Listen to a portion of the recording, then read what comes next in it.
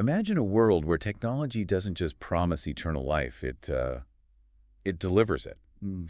But what if that immortality comes at the cost of everything you hold dear, love, loyalty, even your very sense of self? And what if things like revenge, extend beyond the grave Yeah. into some kind of digital afterlife? Exactly. It's a truly unsettling vision, isn't it? Yeah, the very definition of what it means to be human, to be connected, Mm. it gets profoundly twisted by this promise of, well, endless existence. Absolutely. Welcome to the Deep Dive, where we plunge into fascinating material to unearth surprising insights. Uh-huh. Today we're taking on a really gripping short story by Mehdi Hasan titled Immortal Twilight, Love and Betrayal in the Cloud. Right, and it's this narrative that masterfully blends like dystopian sci-fi with really intense human drama. It forces you to confront some uncomfortable questions about our future. It really does. Our mission today is to unpack the intricate layers of this story, go beyond just the plot. Yeah, we'll be exploring these profound themes. Artificial immortality, societal control, that creeping, pervasive kind, and the incredibly complex, often contradictory nature of human relationships. All set against this chilling, futuristic backdrop. Yeah. What does this story maybe reveal about our own desires for, living forever? Get ready for a journey that will definitely make you question the very essence of existence and connection. And to understand how this future came to be, we first have to plunge into Raafi's world. It's a place that feels just off. Yeah. What are those subtle clues right from the start that tell us something is fundamentally broken here? Well, from the very first lines, the story throws us into Raafi's reality, a world that feels alien, almost, forgotten. It's painted as gray and faded, with large buildings and bridges collapsed. So not a sleek utopia, though. Not at all. It's a world grappling with past catastrophes, kind of decaying beneath its modern veneer. It immediately signals a society in decline, really, despite the advanced tech. And Raafi himself is such a fascinating character, almost a product of this harsh environment, wouldn't you say? Oh, definitely. He's intensely individualistic, right? Believing that any partnership could weaken him. That whole no partnership stance. Exactly. He truly wants to face the world's incessant attacks alone. What does that tell us about survival in this future? It's a stark paradox, isn't it?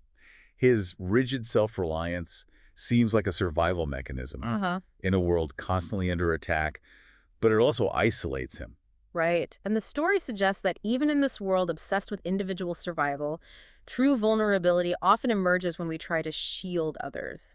It ironically ties us closer to the very connections we might fear. Which brings us neatly to Nyla, his current companion. Ah, Nyla. The source notes that her touch offers a clear shadow of trust, yet she struggles, doesn't she, to become the most important person in Raafi's life. You can almost feel her quiet desperation, that sort of unrequited yearning. Yeah. And Raafi, for his part, sees her as comparatively weak in this cruel world. He wants to shield her from its garbage. It's protective, sure, but it also keeps her at arm's length, doesn't it? It does. What's intriguing here is that contrast. He preaches solitude, yet he has Nyla by his side, almost out of a sense of, protective duty. Seems like it. And her dark circles are mentioned like a physical manifestation of her struggle, maybe reconciling her deep loyalty with his, emotionally guarded nature. She's the quiet observer, always present, always wanting more. And then the catalyst for chaos, Meisha. Described as quite attractive and revengeful. And crucially, she's the only one who can repeatedly challenge Raafi. Their love game. The story calls it something they both seem to enjoy, even as she makes Raafi's life much more complicated. This isn't just a simple love triangle, is it? Oh, not at all. This immediately sets up a dynamic of intense, almost destructive attraction. Meisha isn't just a love interest. She's a force of nature, constantly testing Raafi's boundaries, his beliefs. Their love game isn't playful. It's this high-stakes, almost pathological dance of manipulation and retaliation. And their big confrontation kicks off in a dense forest beside a waterfall after a long time apart. Yeah, and there's that initial heavy silence, as if the weight of many changes has made their individualistic story somewhat blurred or even dead. You can feel the history between them, can't you? Absolutely. That silence is just pregnant with history. Their shared past, filled with this intense love game, now feels like a bygone era. But the scars are still there. Oh, yeah. The deep emotional scars and echoes of that past are very much present, simmering right beneath the surface. So as the tension builds in this eerie reunion, Raafi finally breaks the silence, cuts straight to the chase. What does he say? Maisha, what kind of new revenge have you come to take? Whoa, straight in, steeped in their complex history. And that immediately ignites Maisha's own revengeful voice. She doesn't hesitate, accusing him of taking his revenge by walking forward with Nyla. So this exchange instantly reveals the cycle, right? This perpetual game of perceived slights and counter-retaliation. Less about love, more about. Yeah, it's less about a loving bond and more about this complex, almost pathological push and pull for dominance. And then comes the chilling question, the one that sets the stage for everything. Maisha asks, I heard you both will preserve yourselves in the same cloud. Ooh, and there it is. The central tech concept enters the narrative. This idea of uploading your consciousness, your very being, to a digital server, to live on after your physical body dies. It immediately raises so many questions, doesn't it? Like, how does she even know? Exactly. And what does it imply about the nature of this cloud and the privacy surrounding such a profound decision? It signals right away that this isn't just personal drama. It's intertwined with massive technological and, well, potentially societal implications. Raafi, almost defensively, tries to justify himself.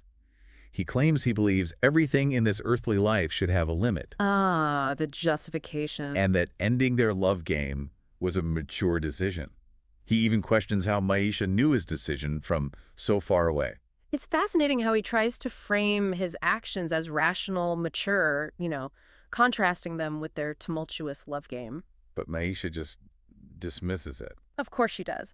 Her claim that she doesn't need teleportation power, which is a great dismissive metaphor for uncanny insight to understand his immature decisions, is such a sharp jab. It reinforces that their revenge and counter-revenge are absolutely not over. So this cloud technology is totally central to the story. Raafi calls it a blessing. But his defensiveness kind of betrays something deeper, doesn't it? It really does. What's truly at stake with this supposed immortality in the cloud? Is it really a blessing, or is there a hidden cost beyond just the Bitcoin? Well, that's the fundamental question, isn't it? And Raafi's uneasy explanation is our first clue. It's pitched as a blessing, offering this form of digital immortality by uploading your entire consciousness. But even his language, saying, it's not my father's, suggests a kind of disownership, almost an alienation from this powerful tech. The source definitely hints at something far more complex, perhaps even insidious, lurking beneath that promise of eternal life. And we learned some crucial backstory about Raafi's past. He was on a surveillance team, his drone got damaged. Right, lost his job due to supposed inefficiency. But crucially, Nyla rescued him. She paid his 1,000 Bitcoin registration fee for the cloud. Which is a massive sacrifice on her part, especially for someone who keeps her at arm's length like he does. It really highlights Nyla's immense loyalty and, well, financial commitment to Raafi. Reinforces her desperate desire to be indispensable in his life. This investment sets an incredibly high bar for her devotion. It showcases the emotional depth beneath her quiet exterior. But Maisha, ever the skeptic and investigator, she isn't buying Raafi's poverty story, is she? Not for a second. She confronts him about his university days collecting Bitcoin, her envy of his impressive wallet, and his multiple PhDs from Neuralink services. That's basically brain-computer interfaces, right? Yeah. Super advanced stuff. Exactly. So she directly questions how he suddenly didn't even have 1,000 Bitcoins after losing his job. She sees right through his facade. Yeah, she knows his intelligence, his past financial ability. It makes his sudden poverty and Nyla's huge payment highly suspicious to her. She's not just jealous, she's observant and relentlessly analytical. And this is where we learn the devastating truth about Raafi's wealth. Ah, yes. He actually had much more than 1,000 Bitcoins. So what happened? He poured it all into securing his entire family's immortality in the cloud, essentially buying them all a digital afterlife. Wow. The whole family. The whole family. Yeah. After that, he was left with just pocket money for these blue tablets. Ah, the blue tablets. And these are far more than just survival rations, aren't they? Definitely. They're provided by the Bangladesh government for the poor, but they're a chilling symbol of state control. How so? They negate the need for oxygen, pure water, and even allow for tolerance of intense heat. So, it's a literal ingestion of dependence, trading biological freedom for state-sanctioned survival, pushing humanity further into artificiality. Pretty much. Makes people completely reliant on the government for basic existence. Chilling. Maisha then presses Raafi on the fact there are no slots left around his cloud registration. She suggests it's planned. And Raafi feigns ignorance, right? Just reiterates almost defensively, cloud is not my father's. Yeah. Maisha's persistence here implies she has a deeper understanding of the cloud's mechanics. It hints at a system that isn't as open or blessing-like as Raafi initially portrays. The scarcity of slots. It strongly suggests manipulation, doesn't it? A controlled entry point into this supposed immortality. Exactly. And this leads straight to the ultimate betrayal, a move so calculated it's just shocking. What'd she reveal? Maisha reveals she knows Raafi has a place in your same slot belonging to your cousin's wife. His cousin's wife. Okay. And her shocking plan. If I marry her, I will get that place. Marry his cousin's wife. No, sorry, marry his cousin Arif to get the wife's slot, presumably if the wife dies or vacates it. The goal is to transform into your neighbor after earthly death and take real revenge right there. Okay, wow, that's extreme. Marrying his cousin just to get a digital spot next to Raafi in the afterlife. This is where Maisha's revengeful nature reaches an absolute peak, isn't it? It's a truly desperate and calculated act. It showcases the terrifying extent people will go to maintain a connection, even a hateful one, when immortality is dangled in front of them. Raafi is utterly appalled. He asks if she'll engage in a biological relationship with my cousin Arif just to get a place in the cloud. He emphasizes that everything has a limit, including their joys and sorrows. He even urges her to erase what happened between us as a memory. And remarkably, these memory erasure services are now offered for free at the local government level, the Upazila level, the story calls it. Forgetting your past almost like a public utility, emotional garbage collection. His disgust highlights a moral line that even he, this seemingly detached individual, won't cross. But Maisha, she doesn't miss a beat, does she? She turns his words right back against him. What does she say? She challenges him directly.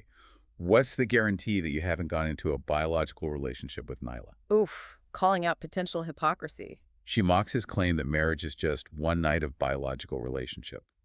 She asserts that for men like Arif, finding a wife like me is like finding heaven. She's shrewdly highlighting Arif's weakness for women, isn't she? Making her becoming Raafi's neighbor now almost certain. Exactly. She's not just scheming. She deeply understands human nature, particularly Arif's vulnerability. It makes her plan chillingly effective. And it raises that unsettling question. What does biological relationship truly mean in this tightly controlled future? Well, Raafi, visibly struggling, accuses Maisha of framing his cousin, poisoning his mind. He vehemently denies any biological relationship with Nyla. And then he explains why, revealing another layer of state control. Yeah, he says the state has some guidelines for it. And this is a truly shocking detail.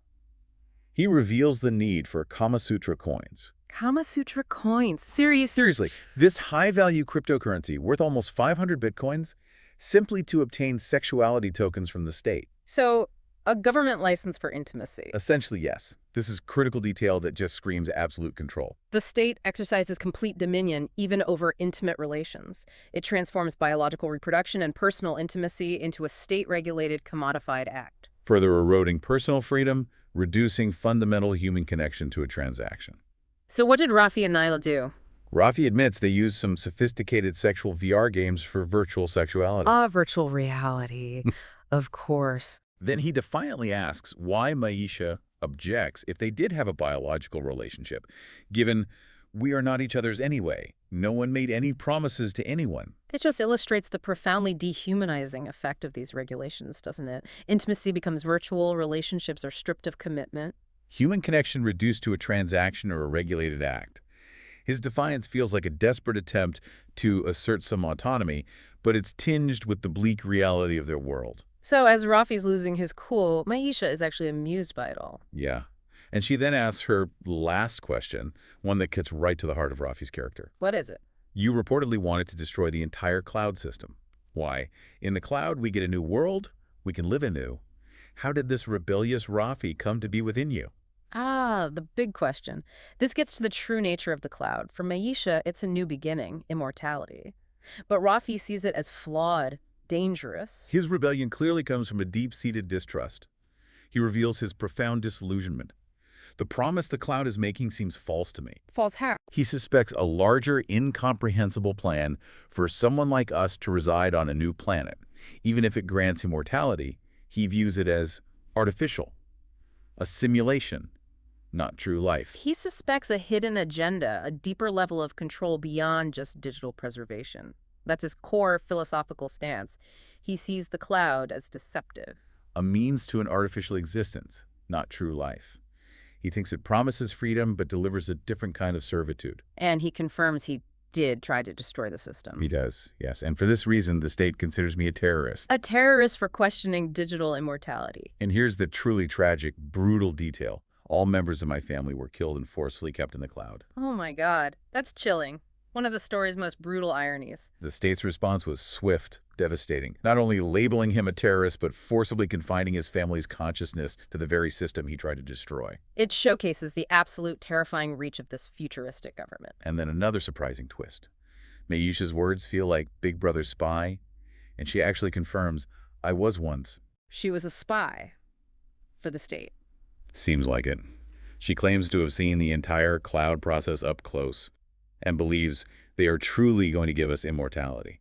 So having been an insider, she actually believes in the cloud's promise, maybe sees it as the ultimate solution. Contrasting starkly with Raafi's cynical view, she even scoffs at him, tells him not to think of yourself as a creator just because you have many PhDs. Her past as a spy also suggests her deep knowledge of the system and her ability to manipulate it for her own ends.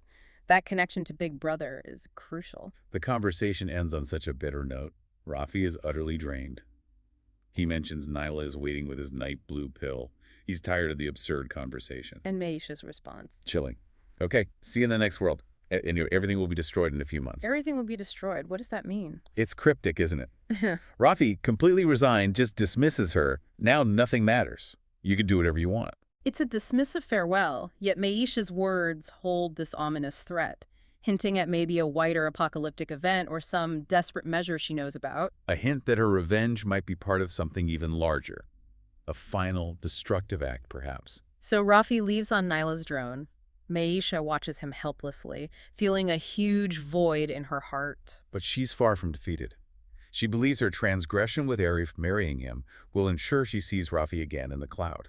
Allowing their twisted love game to continue indefinitely. Marrying Arif is her only legal way to ensure their digital proximity. The depth of her obsession is just staggering. Willing to sacrifice her dignity, her body, for a legal pathway to digital proximity to Raafi. The love game is so central to her identity, she's willing to ensure it continues even in the afterlife. A truly desperate act of manipulation. Meanwhile, Nyla is waiting for Raafi with the blue pill. And she's quietly aware of the entire conversation between Raafi and Maisha. How? She's been listening via a tracking device. Wow, so Nyla's not entirely passive. No. And she tearfully wished she could replace Maisha in Raafi's heart. It reveals her quiet, almost tragic devotion. She's Raafi's loyal companion, always present, but always in Maisha's shadow. Her use of a tracking device suggests a level of, desperate possessiveness? Or just hope?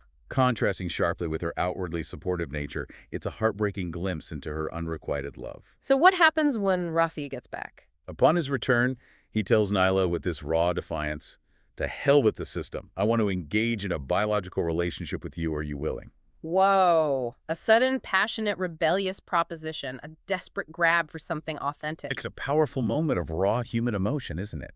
A direct defiance of the state's absolute control over intimacy. An impulsive act, maybe born of his anger and disillusionment, seeking a genuine connection outside the artificial regulated life they're forced into. But Nyla, ever protective and pragmatic, immediately warns him. What does she say? This could lead to our imprisonment, even death penalty. She explains the chilling reality.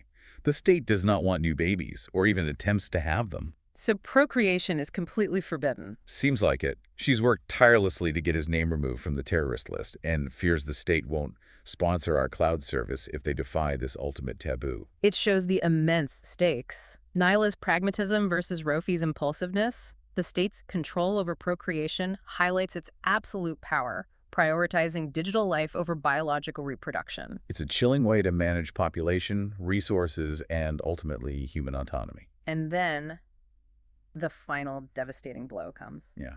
A video message suddenly appears on Raafi's glasses. What is it? Maisha has married Arif. It's their wedding night. Oh, no. And it shows their wild sexuality zooming in and out, a deliberately provocative public display. Public? Like broadcast? It seems that way, appearing on his glasses. And Arif's bitter smile reveals his deep-seated resentment towards Raafi. So Arif gets his revenge, too. In that moment, Raafi realizes how irrelevant And worthless he has become, even to his own cousin. And Neela. Neela, ever the silent protector, holds Raafi's hand tightly, like a shield against his pain. It's the ultimate public humiliation for Raafi. Maisha's plan succeeded not just for herself, but allowing Arif to exert his own subtle, brutal revenge. Raafi, who wanted to face everything alone, is stripped bare. His sense of worth utterly shattered in this profoundly personal and public moment. So, months later, where do they end up? All the key players, Raafi, Neela, Arif, and Maisha, find themselves at the largest cloud hospital in the district town. The Cloud Hospital. A female doctor asks if anyone has anything to say before Hemlock ensures their death and transfer to the cloud. It's the unavoidable, final destination. This scene just underscores the grim inevitability of their fate, doesn't it? Despite all the personal drama, the rebellion, the desperate measures, the betrayals. They're all ultimately funneled into the very system Raafi sought to destroy. The Hemlock, a clinical, government-sanctioned exit from physical life, ushering them into the digital one. And Raafi's final act. It's profoundly unsettling, yet strangely poignant. He bursts into loud laughter for the first time in his life. Laughter, now. Yes, and whispers, "Sweet Nyla, make me immortal with a kiss." Wow. That's cryptic, almost nihilistic. It's open to so many interpretations. Is it madness? Final ironic acceptance. Or maybe a defiant declaration that true immortality lies in human connection, not artificial preservation. The kiss, the most human of gestures, right there at the end, juxtaposed with the artificial immortality of the cloud. It leaves us wondering what kind of immortality he truly desires, or perhaps has found in that final, desperate moment. So we've just navigated this world where personal identity, love, survival, they all collide with radical technological advancements. Yeah. This deep dive into Immortal Twilight, it's shown us how that promise of eternal existence can lead to unimaginable betrayals, desperate measures. And a profound redefinition of what it even means to be human. As we consider this chilling narrative, we're left with a truly profound question, aren't we? Definitely. In a future where consciousness can be uploaded, where lives are digitally preserved, what truly defines a human connection? Is eternal existence a blessing or, well, a curse when it's controlled by a system that dictates everything from intimacy to survival? And maybe think about this. What would you sacrifice for love, or perhaps revenge, in a world where death is no longer the final frontier, but merely a transition to a new, digitally enforced existence? It certainly gives us a lot to think about.